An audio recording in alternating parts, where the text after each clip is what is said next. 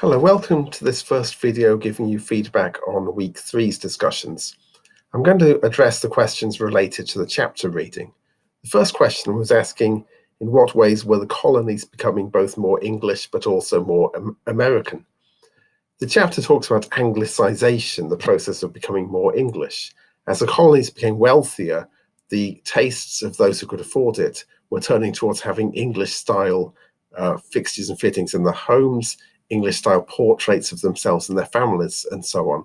The chapter has some pretty good examples showing how wealthy colonists were aspiring to appear English, having things like features shown in paintings that they wouldn't really have, like ornamental gardens, but which a wealthy person in Europe would have.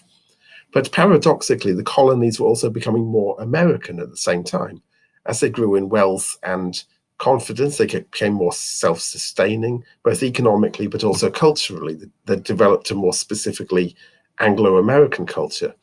People like Ben Franklin are typical of this new spirit in what would become the United States. Franklin, from what would be considered a fairly lowly background in Europe, of being a printer, it was a leading intellectual, and also his intellectual activities were very practical experiments, investigation into electricity, and so on.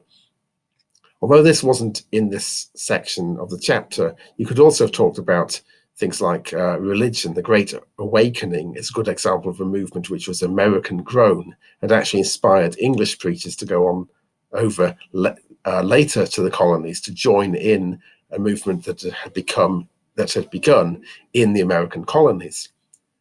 The second question was about slaves, how they resisted and maintained their culture in the Americas, specifically in the English colonies in North America.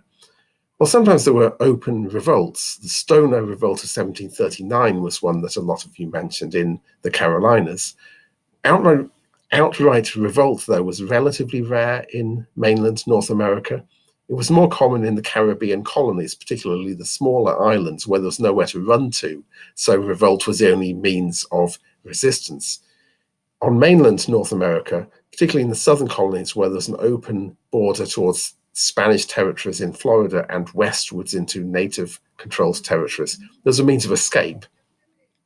Slave resistance often took the form of more low-key resistance, such as go-slows, damage to agricultural equipment, and so on. The slaves were also partly successful in maintaining their own culture. They put their own spin on Christianity, establishing their own churches which adopted elements of African culture into their forms of worship. They invented their own music. The banjo was a West African instrument originally, which they recreated in the Americas. Dancing and all sorts of festivals were celebrated where possible to maintain African culture.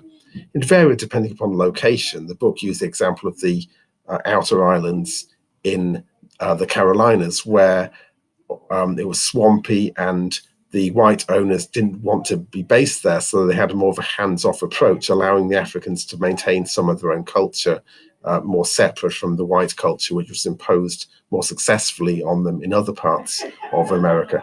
And of course, there were variants between North and South. The North was not yet an area of freedom. The banning of slavery in the North came after the Revolution. But the extent that slaves were able to live freely varied depending upon which colony they were in. The final question was about the impact of the French and Indian War. The victory of Britain over France had a bad effect for the Native Americans. They no longer were able to play off the two colonial powers against one another. British rule was now unchallenged east of the Mississippi. The so-called middle ground, an area of trade and contact between the French and the natives, was removed with the English victory. For the English colonists themselves, the French and Indian War gave them new opportunities. It opened up land which had previously been under French rule for settlement. As we'll see next week, it also raised the issue of defense and taxation. Were the colonies going to pay for their own defense, as the British government argued they should do, or were the colonies going to resist British attempts to impose taxation upon them?